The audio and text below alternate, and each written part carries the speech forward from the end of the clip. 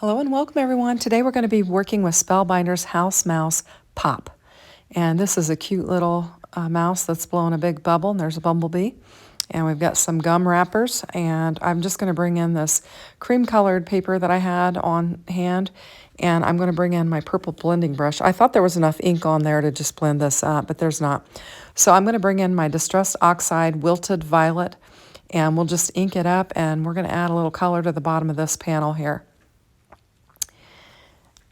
I almost forgot about this set that I had it, and I was cleaning and organizing the other day, flipping through stuff, and I remembered that I had this set and I needed to work with it. So I just pulled it out. I've been doing kind of some marathon crafting today. It is Memorial Day and it's cloudy and windy outside, and so I'm just enjoying my craft room and creating a lot of different makes, and this little mouse is one of them that I'm going to make. So I've got my panel ready. I'm going to lay it down in my Misty, and we'll get our little mouse situated in here. And I'm forgetting that I need to take out the waffle flower sticky mat because I'm using a foam stamp. I don't use them very much, and I'm going to get it all positioned how I want it, and then I'm going to realize that I need to take it out. So I think I've done that with every one of these house mouse stamps just because I don't use these types of stamps very much, and I forget about pulling out that waffle flower sticky mat. So we'll get it laid back down and positioned again, and we'll just pick it up with the door of our Misty. And I'm going to bring in my Memento black ink, and I've got two ink pads, and one of them's inked up pretty well, and the other one's kind of dry. And so I grab the dry one first off, and I realize that, and then I go grab the other one, and we'll get it inked up and stamp it right there on our blended panel. And I'm just checking it. I'm also watching a Crafty Friends live, and so I was chatting on there as well. So I'm going to go over it one more time so I've got some really good ink down there, and then we'll be able to work with this.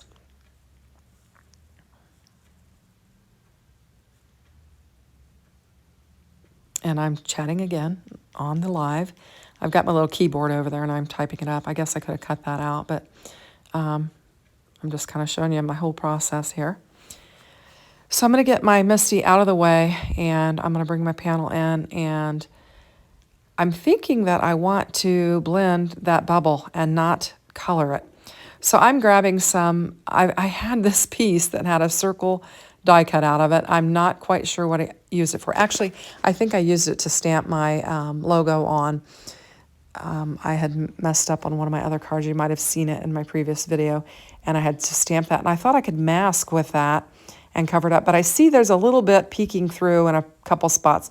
So I'm using that Gina K masking magic, and I'm just kind of going around the areas that I think are going to show through. I do have a little bit of bleeding when I actually do my blending, but not much, and it works out pretty well. So I'm just going to lay that down on there, bring in my magnets for my mat, and I'm going to grab my pink blending brush, and I'm going to grab spun sugar. I thought, what better ink color than spun sugar for a bubble? And it's lighter, and I thought in the center I could add that spun sugar and have kind of the lighter part where your bubble has expanded. And then as I get it laid down, I've decided that I'm going to bring in my Kitsch Flamingo, which is a darker pink, and I'll try to do that outer edge with Kitsch Flamingo, the darker ink, and try to make the outer edge of my bubble a little bit darker, since it would be, as you're blowing your bubble, the center's, getting lighter. And I don't like how my blending brush is working, so I'm using one of my little tiny ones, and I'm just kind of going around the edges and just blending darker around the edges, and then I'll blend it out with my spun sugar. So that's how I managed to do my bubble. And now I'm just going to bring in some of my alcohol markers and do some additional coloring on this, and we'll finish off my little scene here. So I typically like to color these little mouse gray or brown, and this time I decided to go with gray. And I'm going to color my little ears and mouth and hands and feet pink. And I'm still fighting with my pink markers. I just need to break down and buy some new ones. They just don't lay down a good color. They're just too fluorescent, I think, is what the problem is. And so I'm going to bring in another color and try and lighten it up. I think I grabbed a peach, and I'm trying to lighten it up. And it does help a little bit, but it's still not the right pink up against my bubble. So I'll fix that later. And then I'm going to use purple for my gum wrappers. I just thought they would look good with a little darker purple on that purple blending that I've done down there. So I've got a couple different colors of purple, and I'll just kind of ink these up and add some dimension and some shadowing from where my gum wrappers are laying. And we'll just get this colored up. I think I'll just put some music on and speed this up a bit.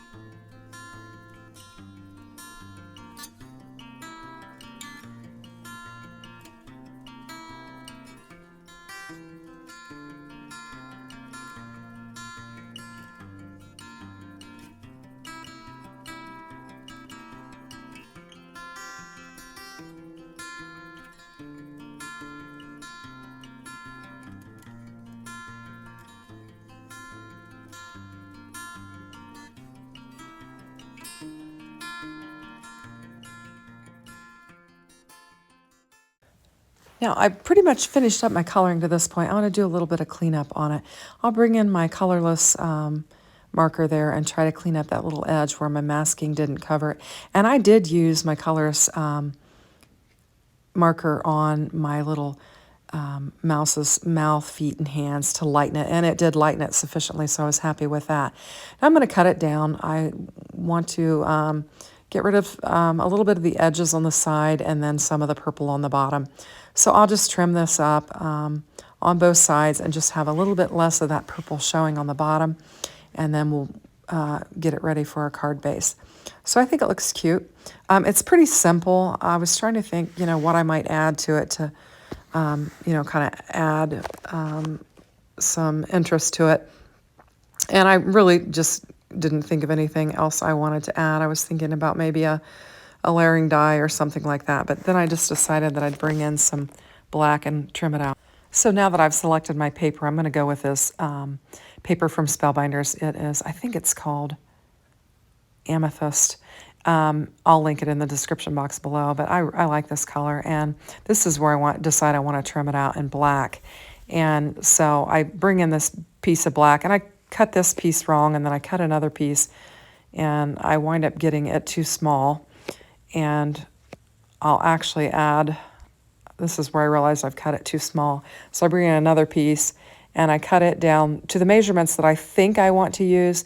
And then ultimately, when I get it laid down on there, it's not big enough. I can barely see it underneath there. I decide that for the interest, I'm thinking I'm going to try something.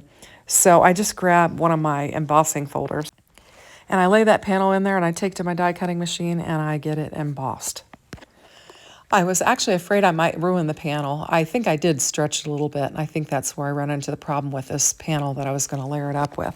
So I'm just going to grab some fun foam that I have, and I'm going to get this popped up. I just decided to use black fun foam and just pop this up, and instead of using my white foam tape, since I was going to lay it on black. And I've got this in my craft room, so I thought I might as well go ahead and use it up. So I'm just piecing some of the pieces there, and I'll pop this up on that black panel that's laying there.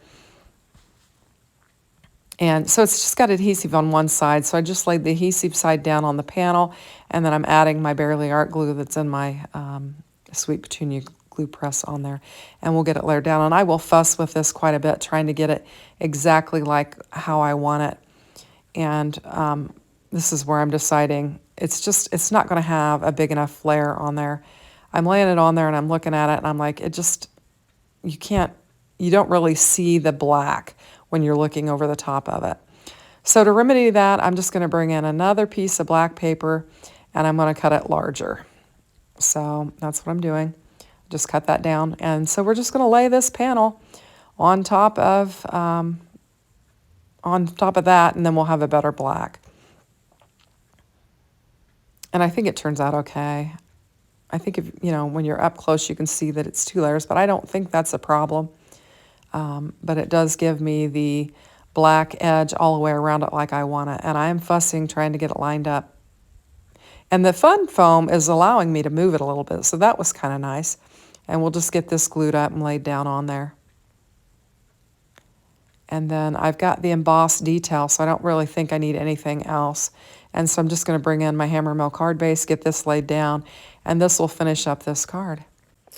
And I can take a picture of it and get it loaded, and I'll be good to go. So I appreciate you watching. I hope you have a great day, and I hope you like my card.